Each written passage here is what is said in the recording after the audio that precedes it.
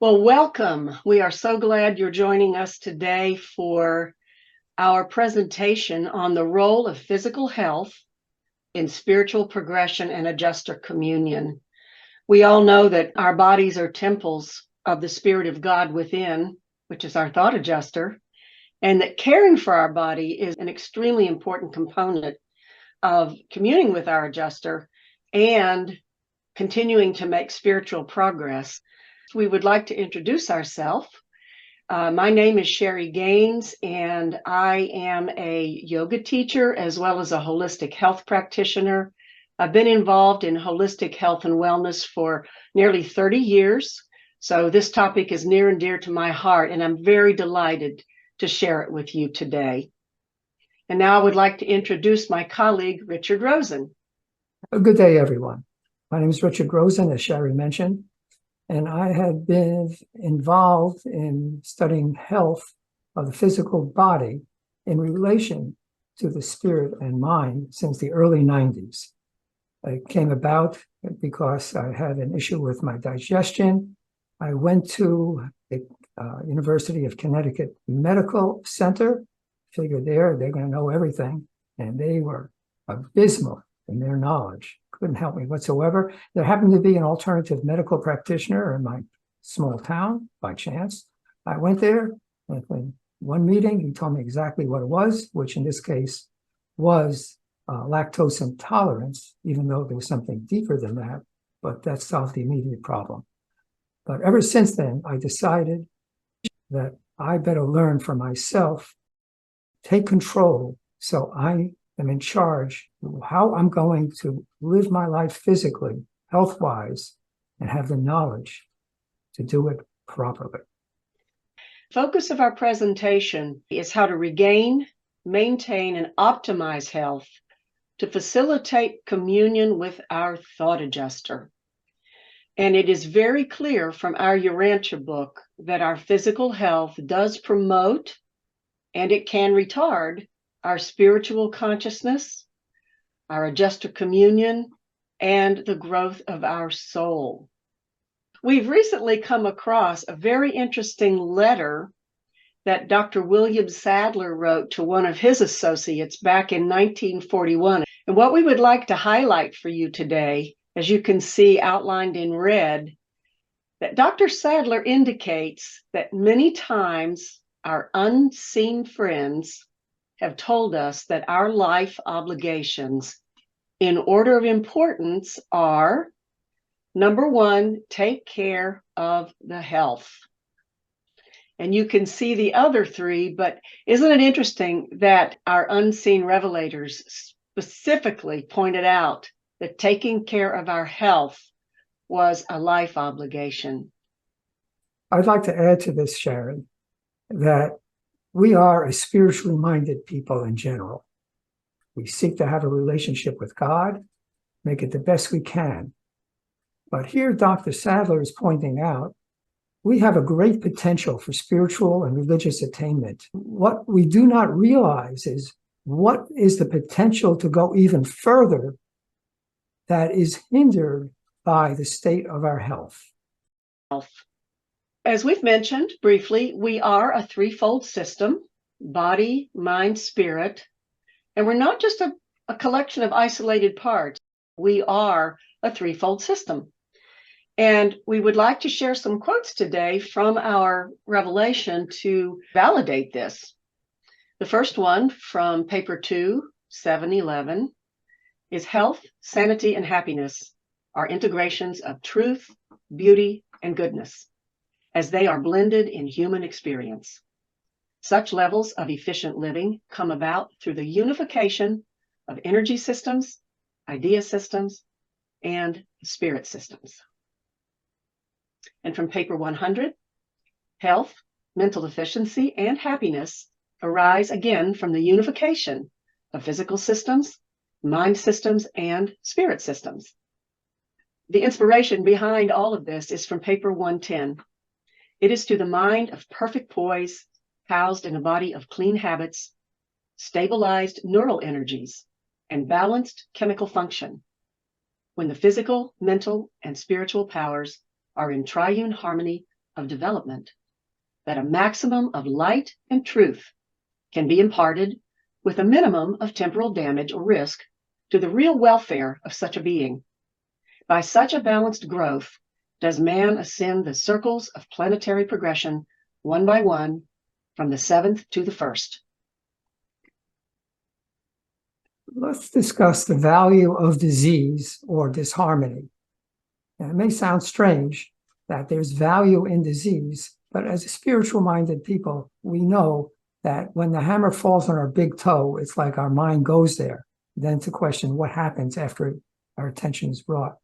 So let me read these points. Because we are triune beings, we are not ordinarily physically ill without there being a mind and or spirit complement. You cannot have one without the other. It is not possible to be in physical disharmony without mind and or spirit having a corresponding disharmony. Now, this may sound tough. How can that be?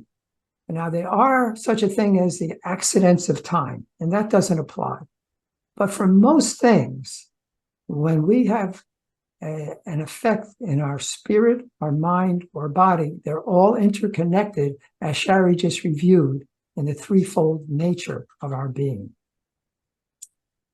Point 2, physical, psychological, and spiritual pain are warning signs not to be ignored. They motivate us to look inward to restore harmony.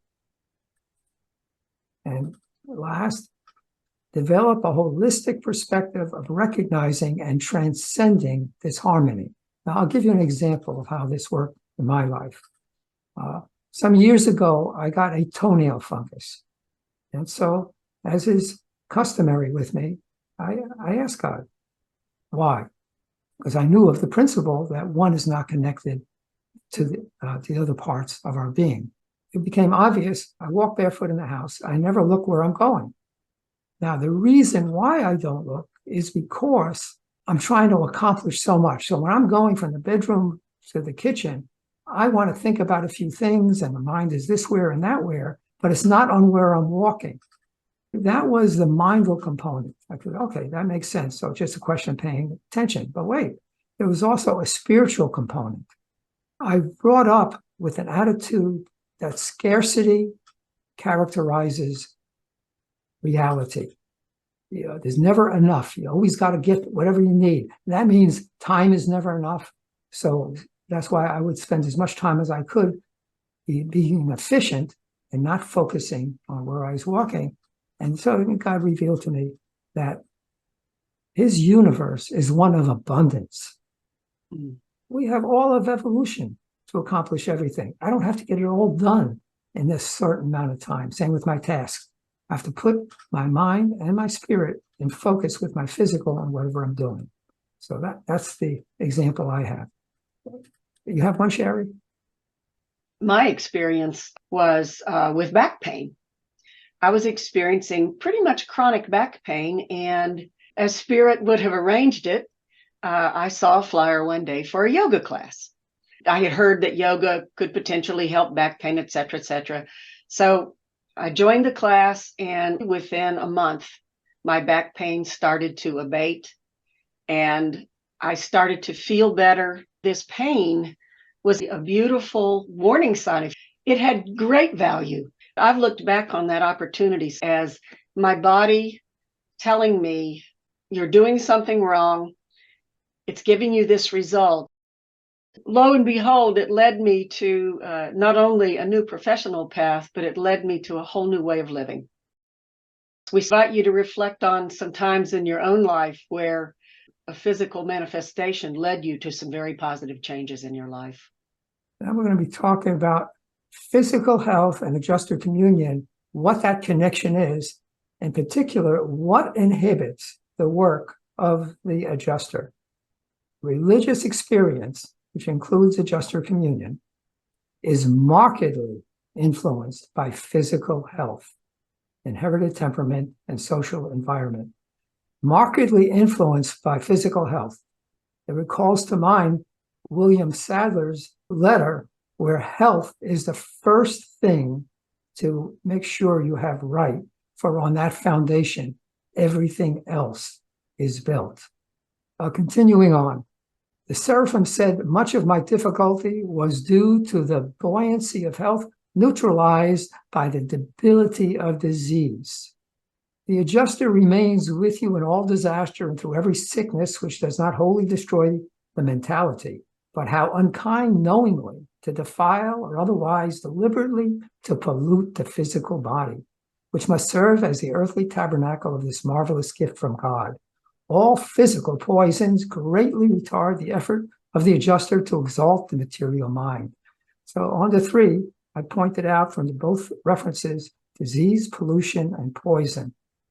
It's not uncommon for people to say, but tending to my health is difficult. It requires so much discipline. It requires so much effort. It's so important for us to stop and remember the help that we have, our thought adjuster, the spirit of truth, our mother's angelic seraphim that are here to help us. So I would just like to encourage all of us to remember that in choosing to live in a healthier physical lifestyle, that we're not alone. Not only do we have one another as brothers and sisters, also have this conspiracy of spiritual forces to encourage us and motivate us and keep us focused. Thank you, Sherry. The material gravity of disease gravitates your mind downward, and the works against spiritual gravity that raises your mind Godward. Both gravities, they're at work. The health of our body determines where our mind goes.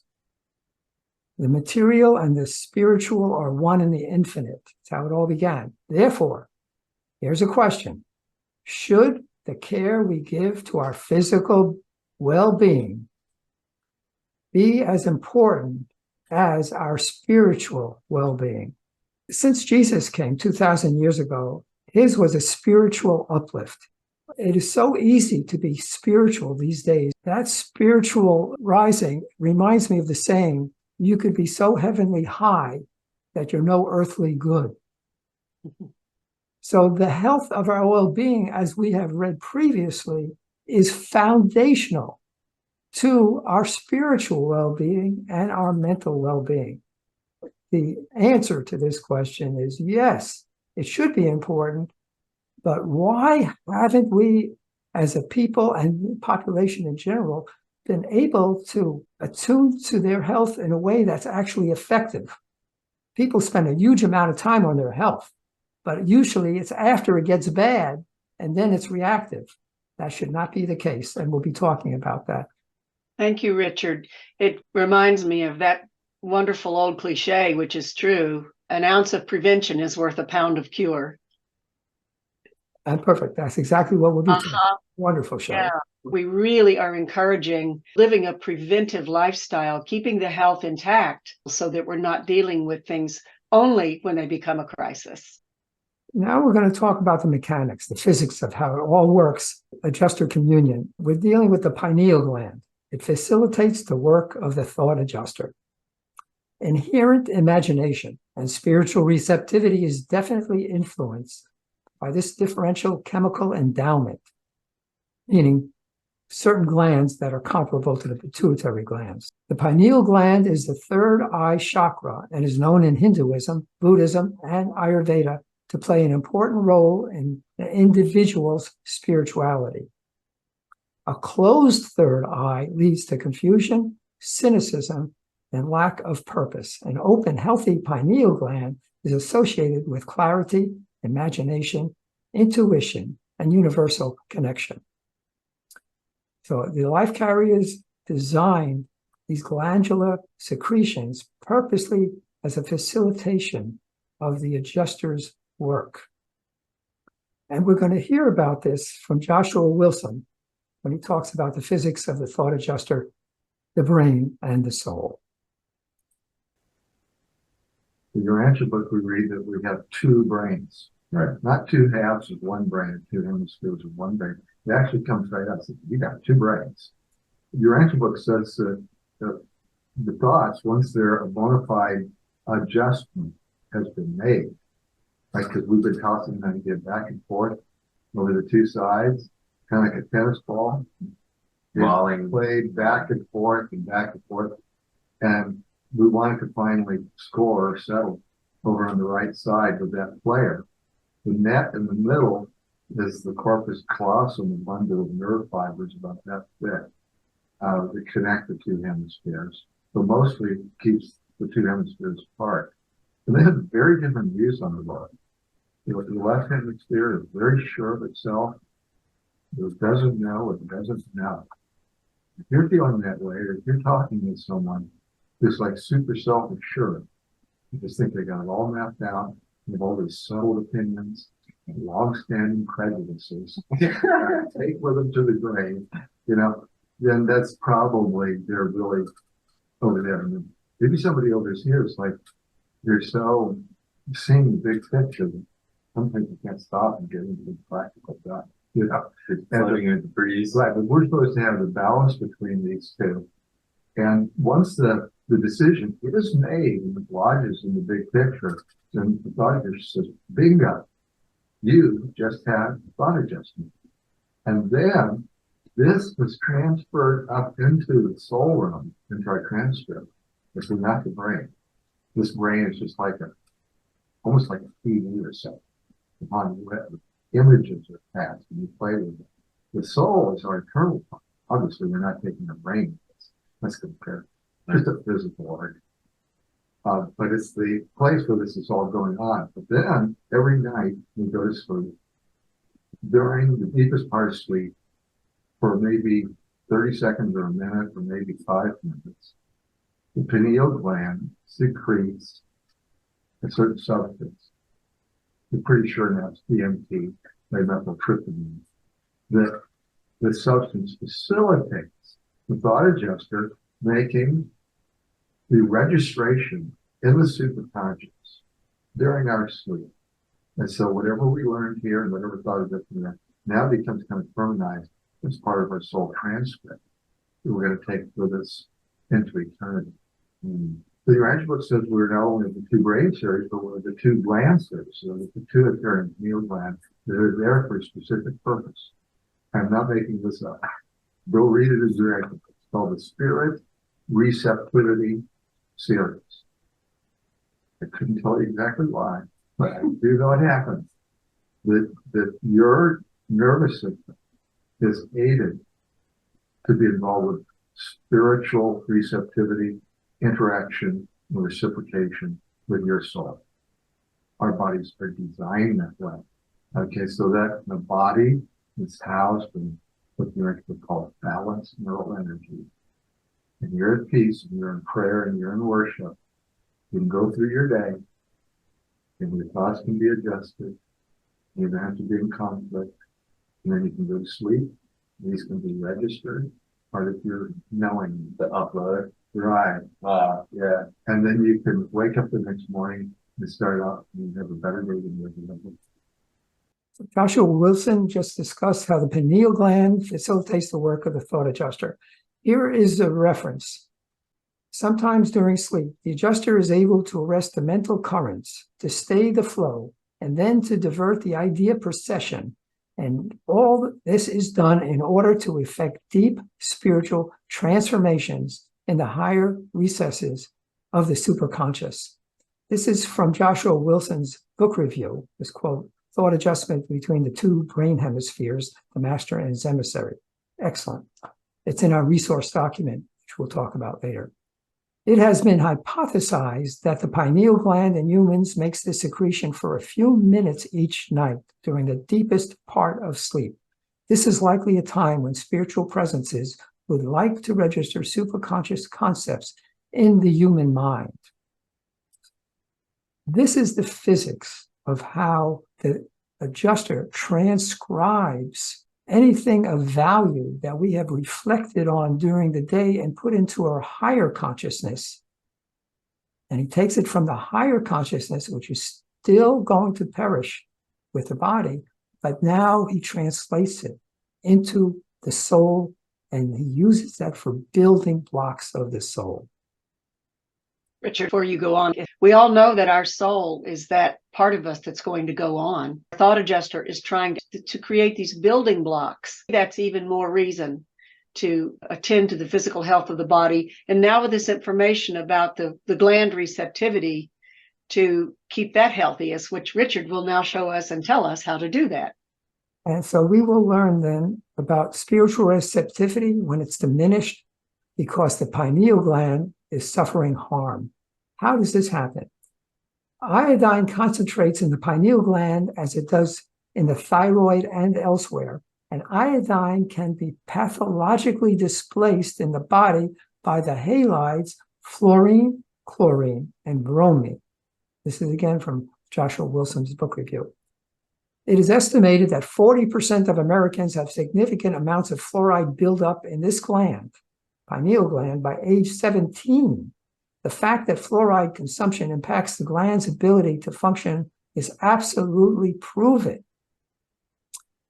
The researchers concluded that a fluoride-free diet encouraged the growth of the pineal gland, while consuming fluoride stopped and even reversed previous growth. So where does this fluoride come from? It's poured into our water supplies throughout the country. If you don't have water filter, getting rid of that fluoride is affecting the pineal gland. Also, toothpaste. What medical science, so-called, says is healthy turns out in many cases not to be the case. This is where you need knowledge about health to make our own decisions, to take back control of our own health. And this is one example of it. We've come up with 7 pillars of health that we feel are fundamental and foundational to incorporate into a healthy lifestyle. First pillar is nutrition. There's a lot of information out there today about what you should eat. A lot of it is contradictory. And as Richard also said just a moment ago, we want you to take back your power, to educate yourself, do your research to find out what your nutritional needs are. So our second pillar is minimizing exposure to environmental toxins. Take some time to think about the quality of the air we breathe, the water we drink, because we do have some control over what we expose ourselves to especially in our personal environments.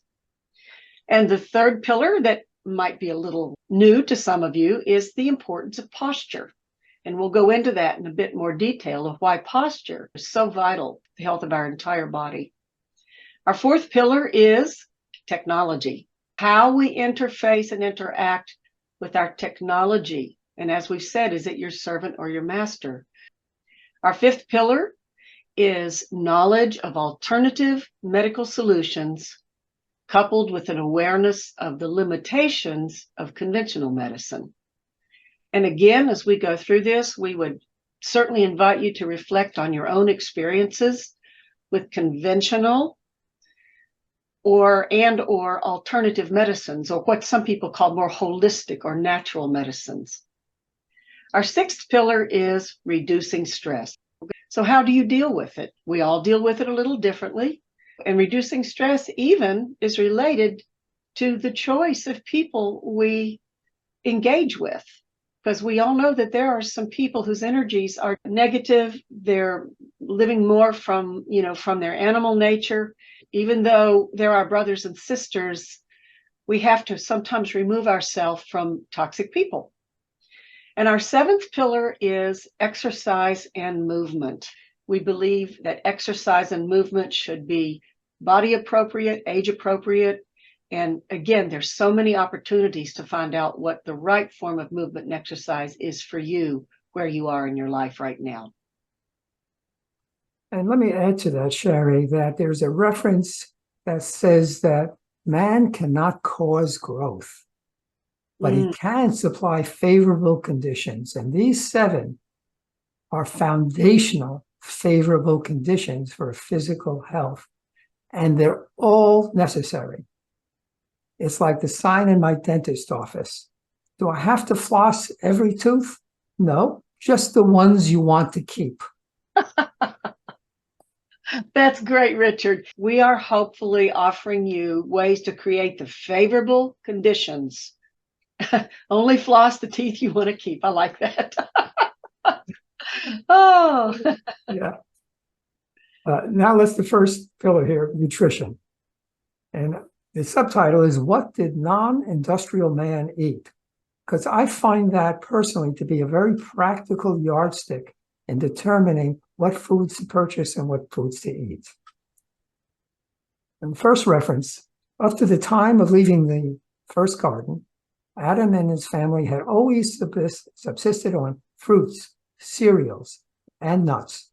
On the way to Mesopotamia, they had, for the first time, partaken of herbs and vegetables.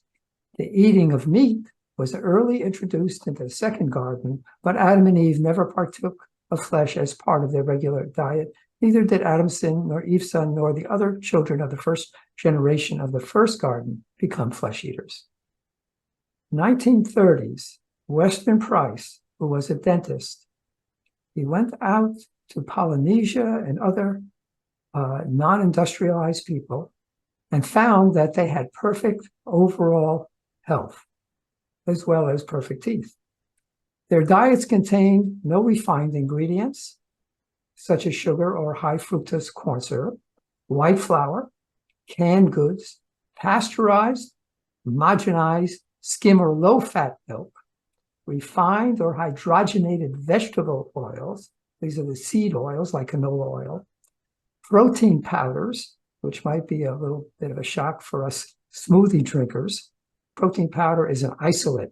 It's not a food that has all the different elements in a food. It's just an isolate of one particular protein. Synthetic vitamins or toxic additives and artificial colors. Anybody like a little more yellow dye? Things like that. So Hippocrates, back during the Greek heyday, said, let food be thy medicine and medicine be thy food. And that is so foundational when it comes to nutrition. That and what did non-industrialized man eat? Now this here is from, at the bottom, you can see Donna Schwenk. She has a website about culturing food. I found her a few years ago, and I culture pickles, vegetables, kefir, yogurt, even more. Anyway, I thought this was very interesting in talking about foods that have not been processed versus processed food. You always hear about processed food being bad. Here's an example why. She wrote, mineral-rich salts are very different from salts that have been stripped of their minerals. I actually found the magnesium in Celtic sea salt helps my blood pressure stay in a healthy range, while many recommend removing salt from their diet when they have elevated blood pressure. Once again, I learned it wasn't the salt that was causing problems.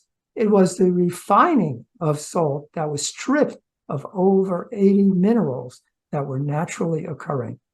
It's been such a journey for me, the discovery that many foods that had been demonized and I was told not to consume were often foods no longer in their natural state. When I consumed them in their natural state, they became health foods for me, and I once again found the benefits that they provided. What's medicine for one is poison for another. Ayurvedic medicine. Learn what foods your body requires for optimal health. See, we each are individual, so it's learning to be in touch with our bodies. In modern society, boy, we have gone out of touch with what we're really feeling. Our minds are so focused elsewhere that really being in touch with every nuance in our body and how we're feeling is just going out the window. That's how we know what's right for us. One food that may be good for somebody else may not be right for us, and vice versa. Our bodies require less to live on than we now consume. It's healthier to eat less. That's a general rule, and I had to learn how to push away the plate. Now, when I grew up as a child, my mother, it's like they're all starving in China. Eat everything. And boy, that was a lifetime habit that took me some effort. And I learned that from Eve, my wife, because she would stop eating whenever she was full and leave stuff. And finally, I learned the same thing. It's better to eat less than eat everything that's put before you. And beware overconsumption of foods you like, because they cause allergies. I used to eat eggs as a young man every single day. I didn't have much money, but they were cheap. I had a 99-cent breakfast in those days. Well, I ended up becoming egg sensitive, and I don't have it anymore because now it's in moderation. Second point is avoid animals treated with hormones and veterinary drugs such as antibiotics, animals fed with foods contaminated by pesticides and heavy metals, animals genetically modified such as salmon. Yeah, that's now in the stores, genetically modified salmon, very dangerous. That's why grass-fed, genuinely grass-fed, hopefully from local farms where you can actually get to know your farmers or the farmers market and you can talk to them. Third, avoid vegetables grown with pesticides such as glyphosate, genetically modified organisms, GMOs, chemical fertilizers, and sewer sludge. That sewer sludge comes out of the sewage processing plants. So they say, what are we going to do with all this sediment? Oh, I know. We'll put it on the earth and grow grains and vegetables in it. Well, what do these sludge have it? They have everything that's flushed down the toilet or into the sink goes in there. All these estrogen-generated hormone from ladies' sanitary products, they all have estrogen in it. It's very bad. Richard, everything going down. I mean, in today's world, so many people are on pharmaceutical drugs as well. There have been reports that have come out about the chemicals that other people are excreting through their body waste that go into our systems can't always all be filtered out. The potential is someone else's pharmaceutical side effects could enter our bodies. That's just something to keep in mind, you know, when we think about making these choices to eat better quality food, higher quality food in its most natural state. This just occurred in my life a few days ago. At the end of my day, I was driving home and I was realizing I was very hungry. I was sitting at a stoplight on my way home. I glanced over and I saw a pizza joint. My brain said, oh, a good old greasy slice of pepperoni pizza. Doesn't that sound good? In the blink of an eye, I got a message from my body that in essence said, you know, I really don't want that, don't you? My brain was remembering what used to give it comfort years ago. My body, who has now gotten accustomed to me honoring it, said, you know, that's not what you want. So I bypassed that. I stopped at a very healthy restaurant and picked up some food to take home with me that I know is very healthy and my body was happy with. Thank you for those examples, Sherry. There's a lot to it. Mm-hmm. Fourth point, filter your water to relieve the toxic burden that most municipal water contains. Things like glyphosate, heavy metals, endocrine disrupting chemicals. Organic versus non-organic. Unfortunately, the organic label from the USDA has been corrupted to a great degree. It's better than non-organic, but I eat local. I want to know where my food is. I hardly ever go to the grocery store anymore. I know all my local farms. I know the farm stands. I know how they raise their animals. I know how they raise their vegetables. And even when they're not organic, it doesn't make a difference because I know they have the right spirit.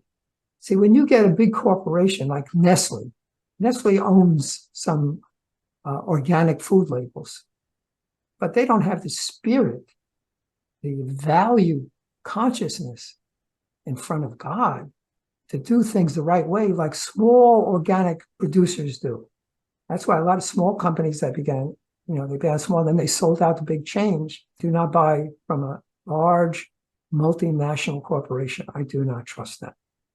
And also in regard to eating in season, something I've just discovered, in each latitude, the degree of sunlight determines the amount of electrons by photosynthesis that goes into the vegetation.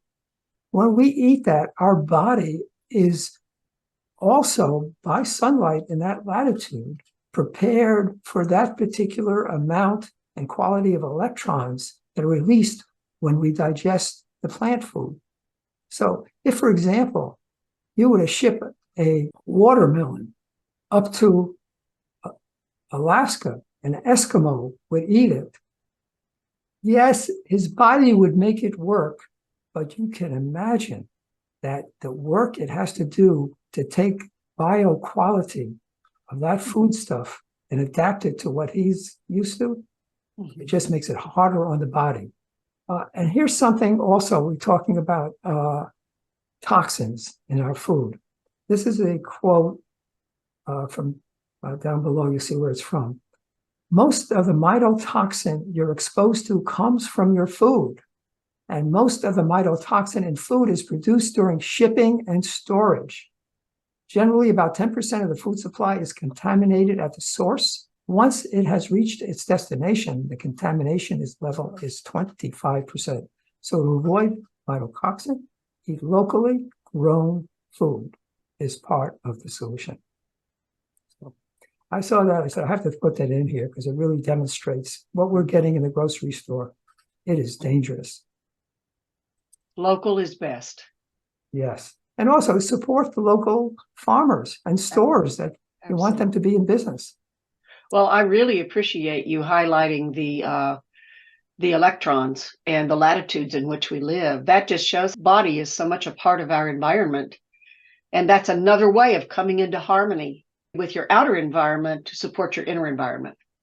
Yeah. These days we live in eternal summer. There's no winter as far as food's concerned. You know, before 100 years ago or so, it was not possible to get food from way off Mexico, Indonesia, West Coast to the East Coast. Didn't have the transportation. Our bodies were just used to eating local food. So that's not right for us to always have an abundance. That's why winter is a time not to have such abundance where you don't eat as much and eat differently. This last point, generally, supplementation is for specific deficiencies and should end when they have been remedied. You know, I used to take a bunch of them, just say, hey, more is better. And, you know, I don't know what I don't know. But I found out that is not the case. I'll give you an example. Vitamin D, which everyone is taking these days, but via sunlight, it yields 100 metabolites. Each metabolite has a certain function in the metabolism.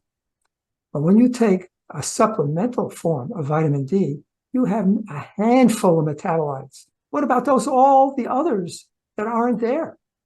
And what's more, those supplemental vitamin D metabolites, they're filling up the cell receptors. So now when the natural sunlight vitamin D wants to get in with its other metabolites that are in the supplement, it can't get in. They've been filled up with the supplement.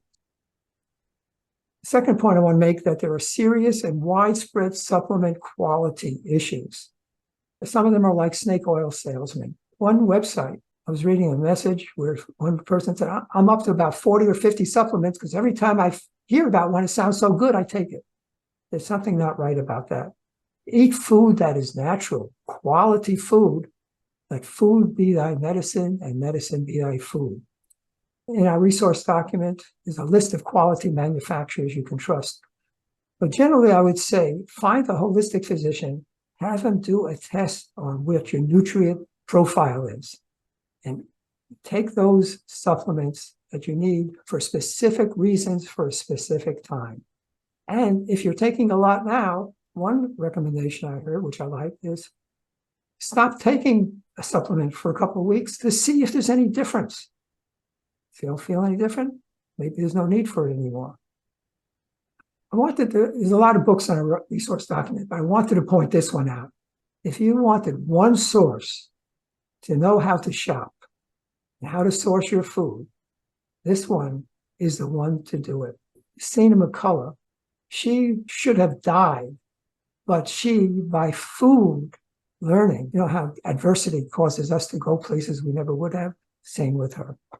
And so she has a wonderful story of how she came back from the dead by learning about how to eat right. Wow. My former husband, Fred, mentioned he grew up on basically on a dairy farm. His mother and father were farmers in Michigan years ago, and by and large, they raised almost all of their food. Both he, his father, his mother, and his siblings all grew up extremely healthy. And Fred's almost 80 years old now. So he shared with me one time that he was convinced that the fact that he grew up with non-chemicalized, non-processed, healthy, straight from the earth food was the foundation of his health going forward. Second example I would like to share from my own life is that roughly 30 years ago, I was living with something very common, unfortunately, which is an overgrowth of candida. And it was affecting many aspects of my health, including the fuzzy brain syndrome. Little did I know back then that sugar feeds candida and that simple carbohydrates turn into sugar almost immediately in our body. So with the help of a holistic physician, which I was so grateful to find, I made pretty radical dietary changes, which I have managed to stay in place. And within, I would say, less than 6 months, the candida was completely out of my body. I was on the way with reestablishing a better gut health and a better diet for myself. And I have not experienced that ever again. So again, what we put in our body, what we eat, is very indicative of the physical health that we're going to have going forward. Our next pillar that is our relationship with technology to our health. We really thought about the relationship to our physical, emotional, mental health and how we interact and engage with technology. This is from paper 72, which is helping to describe government on a neighboring planet. These people that are just a little more advanced than we are right now at our stage of evolution have learned how to deal with the machines and technology. And this quote is that these people, slowly but certainly, are conquering their machines. Technology is wonderful. It has a role, just like we're coming to you today. But let us be more and more mindful of how we interface with technology and how we allow it to be either our servant or our master. I would like to introduce now a video that you're going to watch from a friend and a colleague of mine. Amy Murray is a mental health professional. She's been counseling, a clinical social worker and a therapist for over 20 years. She's also now a trained yoga teacher, so she's bringing this somatic piece into her practice. Amy is going to share with us some actual clinical evidence-based examples in her clients how technology has actually negatively impacted body, mind, and soul and spirit. I'd like to share some thoughts with you about how technology may be negatively impacting our health. So with this context and goal of a triune harmony of mind, body, and spirit, I'd like for us to look at how technology could negatively impact our well-being, our full well-being. So I've got several areas that I'd like to address. We get this flood, constant access to information with technology. You know, we can pick it up. The minute you open your eyes in the bed, you can pick up a phone or a tablet or something, and there you have it. You have so much access to information, and it's too much access, really. Disorienting. I lose context, and I don't know what the truth is anymore. It seems to me with my clients to be leading to an increase in self-doubt, a loss of sense of self, the rise, huge rise of the inner critic. And, you know, it leads us away from our innate wisdom, that the God within, right? That knowledge that we have that's within us, that we don't need to look externally for. It is within us. It's the seed that is there. And we stop looking internally and look always externally. Somebody else knows more than I do, and I need them to tell me what to do. There's also the idea of constant noise. So we have so many devices.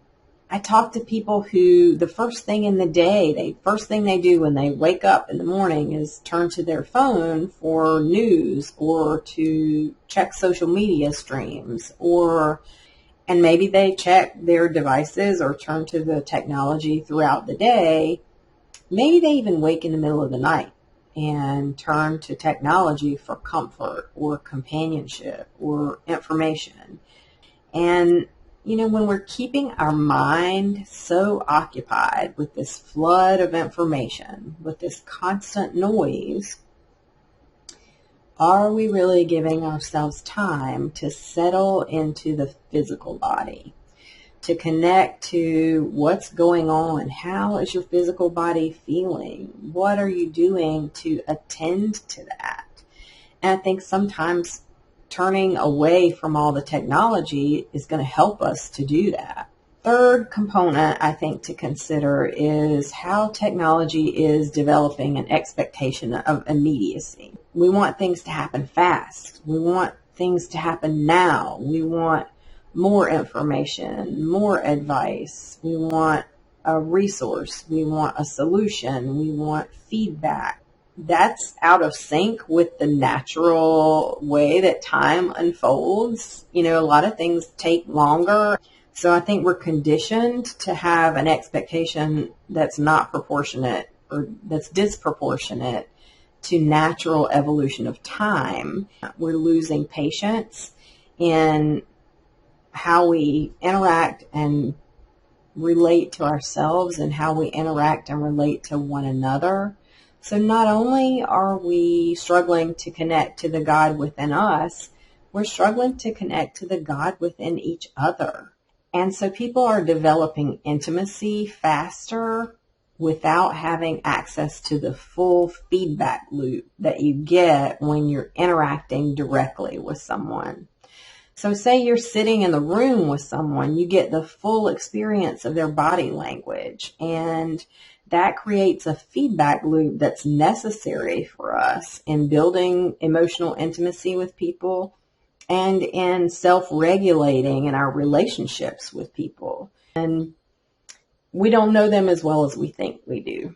And so we have a lot more quantity of connections maybe, and perhaps the quality of those connections is different. And we still find ourselves feeling isolated because we're social beings and we need that actual human interaction to feed that social need and to really build full intimacy in a relationship, emotional intimacy in a relationship.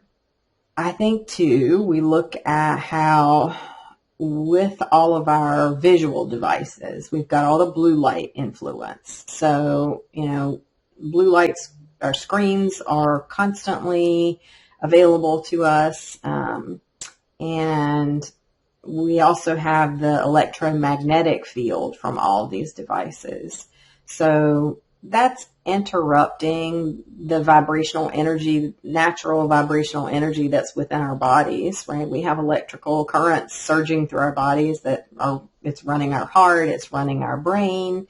And all of these energies that are interacting with us are perhaps altering, maybe modifying, maybe just interacting with our currents and energies. But what we find in studies is that people are feeling more anxious, more depressed, they're having more sleep disruption. They're having headaches. They're having visual deficiencies. So, you know, all of this energy that's coming to us, both visually and the electromagnetic energy, is impacting us. And I mean, that's impacting our physical health and our emotional well-being. So important to consider that as well. And then you look at trauma. So, you know, the access to information gives us the ability to witness many things that we may not otherwise witness. We can watch repetitively over and over a video of something that can be quite alarming, that can be traumatizing. And the challenge is twofold there. So first, if you're watching something happen to someone else, then it may traumatize you, which is called vicarious trauma. You may be traumatized just by witnessing it, even though it doesn't happen to you. Additionally, it can cause desensitization or numbness, which would make you numb to something that should be more alarming to you. It might make you lose some sensitivity, or might make you more sensitive. And I think that can be a danger of technology making so much available to us all the time. So these are some ideas that I have about how I'm seeing technology impact people and how, our habits and our energy and our functional abilities may be negatively impacted by how much we're allowing technology to be a part of our lives. Maybe you consider, how is your access to or in relationship with and interaction with technology affecting you from a mind, body, and spirit perspective? We're going to talk now about minimized exposure to environmental toxins. Chronic disease results in large part from decades of ingesting chemicals and exposure to a toxic environment. And here's the reference, talks about it. Physical life is a process taking place not so much within the organism as between the organism and the environment. And every such process tends to create and establish organismal patterns of reaction to such an environment. And all such directive patterns are highly influential in goal choosing. When I thought about this at first, goal choosing, how I'm reacting to my environment is getting me to establish goals. I was wondering about this. So I have an example. Carrie Bennett teaches quantum biology. It has to do with the environment of light and circadian rhythm on our health. So I'm studying with her.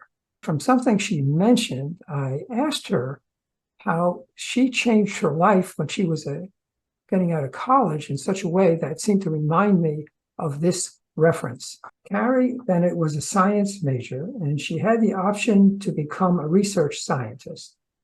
She wrote, "I knew nothing about the science of quantum aspect of lighting, but I distinctly remember telling my college volleyball coach that I wanted nothing to do with lab research because I didn't want to be stuck under fluorescent lighting all day.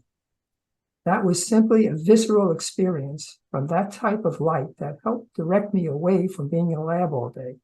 She went on to become a personal trainer, massage therapist, and now a teacher of quantum biology. Her whole life changed because she had a visceral reaction to this fluorescent lights. In those days, it was fluorescent. Now it's LED.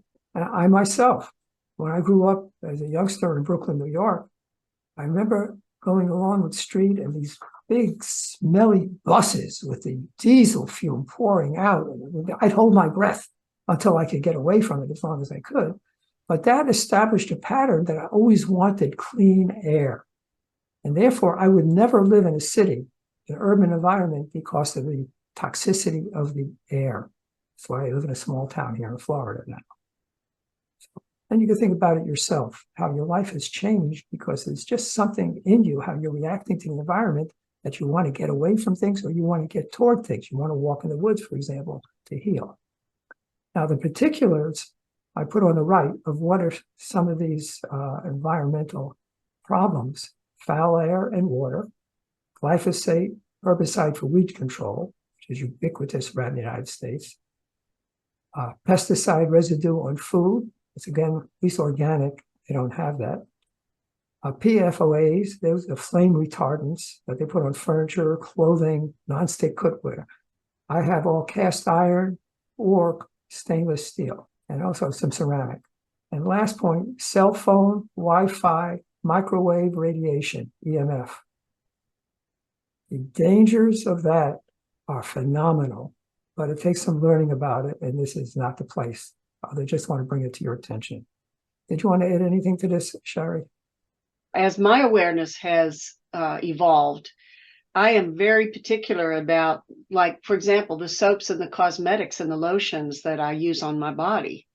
I get the most natural, organic, chemical-free things that I can find, and I use minimal products, actually, because the skin needs to breathe. And also the products that I use in my home are very natural. Most of them are either vinegar-based or essential oil-based. Just as an aside, clove and oregano oils are very highly antibacterial and antiviral. There are so many alternatives to these synthetic chemicals. I have developed a habit every night of turning off my cell phone. I do have Wi-Fi. I'm not directly hardwired with my internet, but it all goes off at night, and I do not own a microwave. I have made many changes. I can't control what's out there in the general environment, but in my personal environment, all of these EMFs are turned off at night so that I can rest more deeply and more peacefully. That's excellent, good advice. And I'll just mention that I actually have wired my house. My router is totally off all the time, and I find it's wonderful. Now I'm getting reception much better because it's direct wiring into the house. And it's not all that expensive if it's something you want to consider doing. So our next pillar is posture. Most of you have heard the word carriage. How do you carry yourself? And naturally, as a yoga teacher, I'm very tuned into posture. And we have a quote here from Paramahansa Yogananda. He said, "The spine is the highway to the infinite." Physiologically, we know that that's where our central nervous system resides.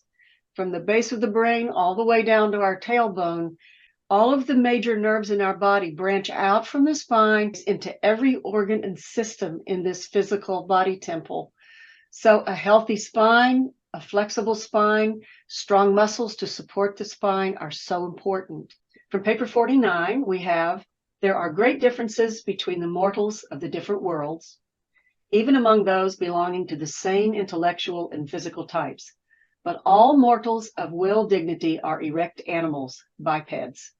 At the conclusion of the service, Jesus looked down before him upon an elderly woman who wore a downcast expression and who was much bent in form. This woman had long been fear-ridden, and all joy had passed out of her life.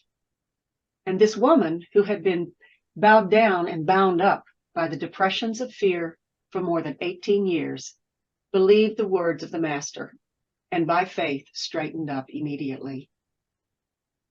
2,000 years ago, we see our Master understanding how poor posture definitely affects our emotional life. She was fear-ridden. The heaviness of life had apparently just overwhelmed her, and it physically caused her to bend forward and live bowed down for 18 years, bound up by depressions of fear. Her faith in the Master, his radiant energy, she straightened up. Some of the joy started returning to her life. Sherry, that's a good example of when your physical health is off kilter, your mind and your spirit will follow likewise. They're all connected. Here's an example from Esther Gokali, and I studied very carefully her posture method, and that's how I changed my posture. She writes, "Our bodies strive to heal themselves, and if we respect our natural design, we can function well for close to a century." Because when our posture is off kilter, it's crushing things. Our organs are out of place. They're putting pressure on the fascia, on the nerves. No wonder we have back problems. Now, here's a couple of examples. And it's very obvious. You can see on the left top and the right, two different bad posture, good posture. On the bottom, before and after. Now, on the right, this is Esther Gokali's husband when he was a young man before. And this is later on after he put into practice the principles she learned. It will be in our resource guide. If you see her husband as he's standing in a healthy posture, he's clasping his hands behind him. My yoga teaching director mentioned that when you're standing, just having a conversation with someone or waiting in a line, it's a really good idea to just reach behind your back and maybe let one hand hold the opposite wrist, because it lifts the torso up and it takes the shoulders back and down. Automatically puts you in a better postural stance as opposed to the slouching stance that we can often go into. Thank you, Sherry. It's important to get the right posture and structure. But before that, actually, to really recognize how valuable posture is, that's what the purpose of presenting it like this. It is so crucial that it's a pillar of health. And unfortunately, Many popular guidelines for posture are just plain wrong. You got to get the right person. Thank you, Richard. Now we're going to talk about natural medicine and conventional medicine. In the center of the garden, Temple Van planted a long-guarded tree of life whose leaves were for the healing of the nations. Leaves for the healing of the nations. It represents natural medicine, plants, herbs, natural teas, tinctures, homeopathy, medicinal foods, let food be thy medicine, and energy medicine. The guardians of health and life, this council was concerned with the introduction of sanitation and the promotion of primitive hygiene and was led by Lot. The laws of health and sanitation prevent most naturally occurring disease in contrast to chemically and environmentally introduced disease. The reason that infections sharply declined beginning of the 20th century is because hygiene, at least in the Western countries, finally took place. For example, in 19th century Paris, they put the sewer system on top of the water system. Health and sanitation, just those things. So many diseases are waterborne: cholera, typhus, dysentery. See, you got the right sanitation, all that goes. So you don't need chemicalized medicine for it. But what did begin in the early 20th century, and actually in the late 19th century, was the advent of new diseases never before encountered. An example is polio. It began in 1894 in the United States, up in Massachusetts.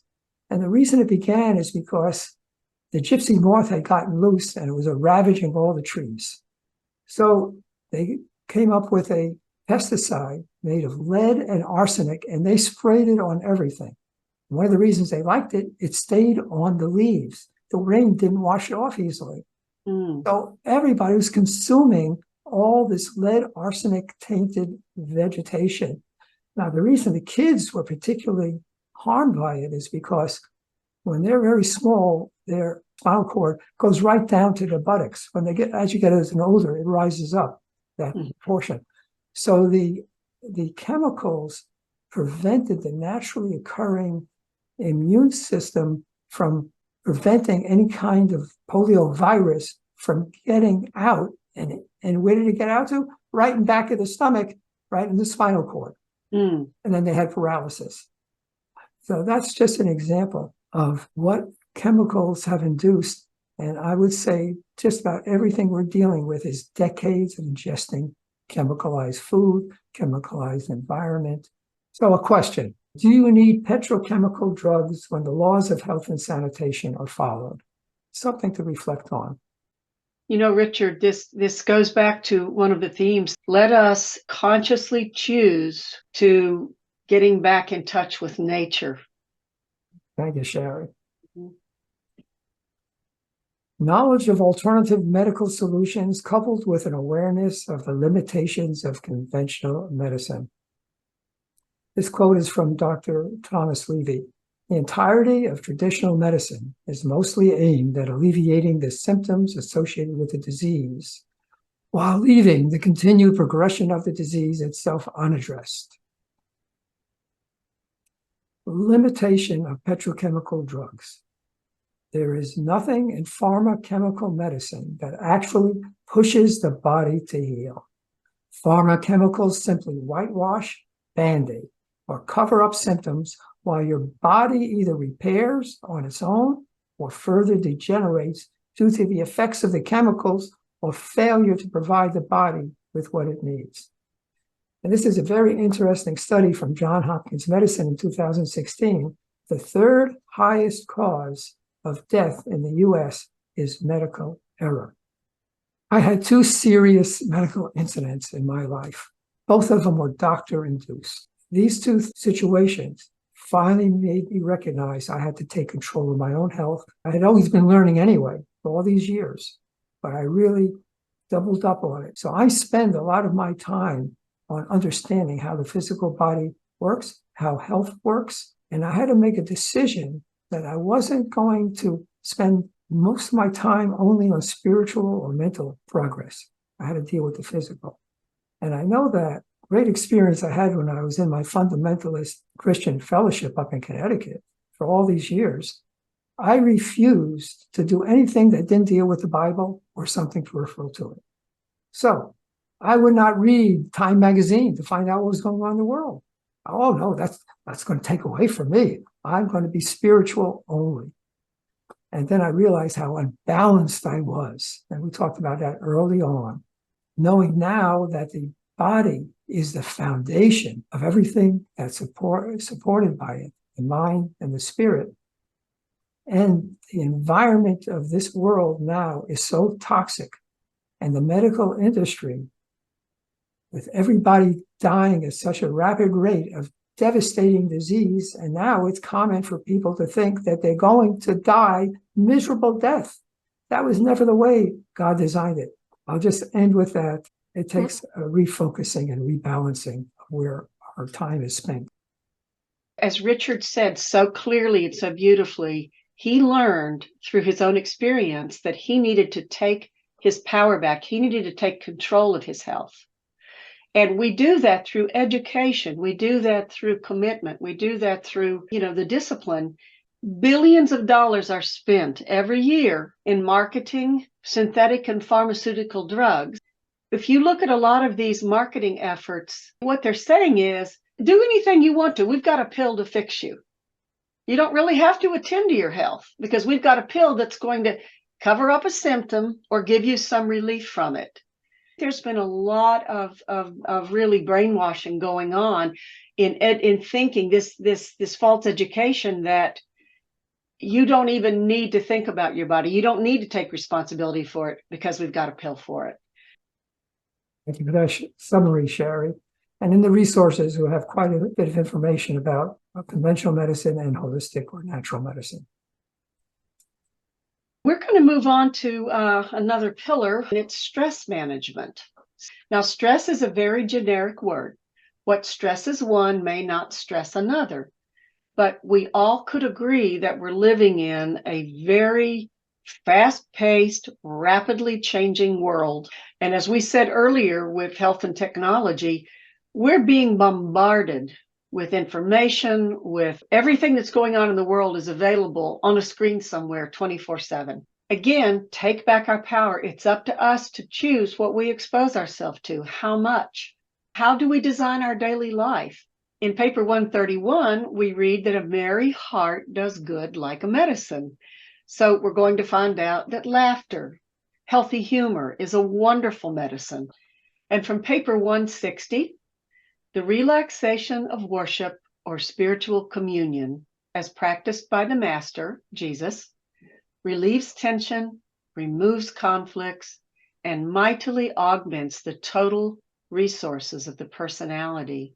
In the Rodin paper, how Rodin observes his master, the master, going away, routinely taking himself away from the vicissitudes of material life, from the everyday stresses, and going away apart and going into that deep, beautiful stillness of worshipful communion, which removes conflicts, relieves tension, and augments the resources of our personality. And again in paper 160, we read, meditation makes the contact of mind with spirit. Relaxation determines the capacity for spiritual receptivity. Aha! The more we can stay in a more relaxed state, a relaxed approach to our life, we enhance our capacity for these spiritual broadcasts, for our adjusters' ability to reach us. And then in paper 49, we read, the need for the relaxation and diversion of humor is greatest in those orders of ascendant beings who are subjected to sustained stress in their upward struggles. The busier, the more complicated and complex our lives are, the greater the need for stress management and stress reduction. Forms that we recommend that are very easy to do are certainly exercise, receiving body work, massage therapy, energy medicine, play, art, music, dance, getting out in nature. Richard's mentioned that a couple of times. There's a whole new professional path that's opening up called forest therapy. A good friend of mine has just recently been certified in forest therapy because we're living in urban environments and we've gotten out of touch with the beauty of nature and the healing qualities of nature. So my friend that's certified leads people on a 2-hour forest therapy. She offers invitations for us to connect with the healing properties of our natural world. We would just ask you to ask yourself, how do you currently deal with stress in your life? Do you attend to it or do you just let it overwhelm you? These are just some reflective questions that we would invite you to look at and maybe make some changes where they're needed in your life. Last pillar is activity, exercise, and movement. Exercise and movement and activity, that lubricates the body. It increases serotonin, the happy hormones in our brain and the chemicals. We have a quote from the Blood Code, Dr. Richard Maurer: "Your body is happiness with daily between meal periods of no food and substantial exertion." Paper 124, among the boys, Jesus succeeded in introducing many new games and various improved methods of physical recreation. So Jesus himself understood the importance of movement. And Jesus was thrilled with the games that he saw with his father Joseph, and he entered most heartily into the spirit of the demonstrations of physical development and athletic skill. So again, our master teacher understood the importance of tending to the physical health of the body. By the way, that's Richard there doing his daily exercises, building up some strength. For me, yoga is very important because I can use yoga to not only stay flexible, but there are ways to use yoga to build strength in the body and build strong bones. I've had multiple bone density scans and they've all been very healthy. And most all the technicians say you must practice yoga because all of our yoga people in here have strong, healthy bones. So be in tune with your body, experiment, explore, work with different things. Bring some variety into your movement and exercise to keep it fresh and inspiring. Treat yourself to getting out in nature from time to time. Richard, do you have some things to add to that? A couple of things. Let me give some context for that phrase, substantial exertion, in the quote. If you think back to nature, how we were designed, how pre-industrial or non-industrial man functions, always out and about. You're always out doing something. You're out in the sunlight all the time. A substantial exertion doesn't necessarily have to be actual in the gym. It's always better to be outside, but it has to be moving the body. I mean, even doing something like this, piezoelectric gets moved and it goes into the electron support chain. As far as muscle-bearing exercise, the yoga does it, but I purposely wanted to get some weights, and I use hand weights. I hired a trainer who prepared a program for me, what I wanted to accomplish. I'm not at the state where I want to build muscle anymore, but I want to maintain what I have. So I have a nice routine that she prepares. You might want to think about that.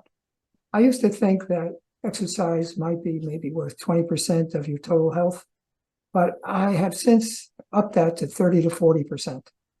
Movement, exercise, getting around, just moving, very critical. Thank you, Richard. Some folks don't know that the lymphatic system in our body, which is more or less our sewage removal system, it carries a lot of the metabolic wastes and toxins and or things that we don't use out of the body. But the lymph system does not have its own pump. So movement, exercise, even massage is really the only way that our lymphatic system gets activated to do its job. Exercise and movement is wonderful for our mental state. It actually causes your depressive moods to lift. Some health officials now are likening our sedentary lifestyles to being the new smoking. So go out and move. Richard, would you like to share some of these quotes on the screen here? A body of clean habits is highlighted. I've got one phrase out of a much larger one that many of us are familiar with, but it's the habits that is to be highlighted. The heart and soul of functional medicine is changing what you're doing day in and day out to change your body, your mind, and your spirit. That's Dr. Leland Stillman. From Aristotle, we are the sum of our actions, and therefore our habits make all the difference. From Hippocrates, if someone wishes for good health, one must first ask oneself if he is ready to do away with the reasons for his illness. Only then is it possible to help him. The foundation of your health and wellness are your habits, and habits are the foundation of your illness too. And a nice Bible quote: despise not the day of small things.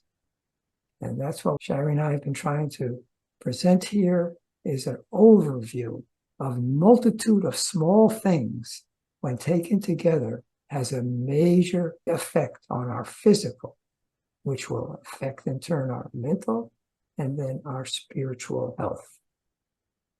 Richard, would you like to speak about the availability of our resources? There's quite a bit more we could have added. So we provided a list of resources available to you. Send us an email. Here is a preview to give you a sense if this is something that would be useful for you. I'll scroll down and take a look, see what looks of interest to you. Here are the topics that we have focused on: nutrition,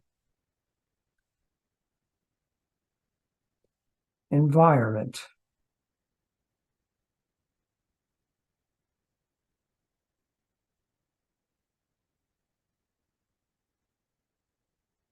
posture, stress, alternative medicine.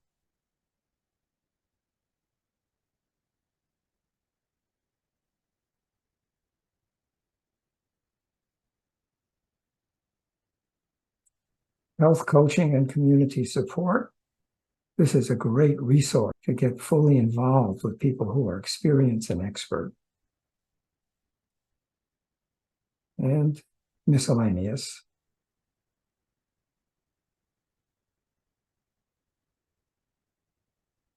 And there's a summary and conclusion.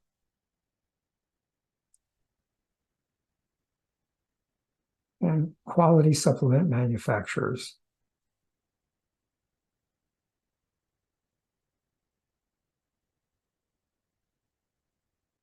Sherry and I thank you for your attention. We wish you well on your journey to optimal health.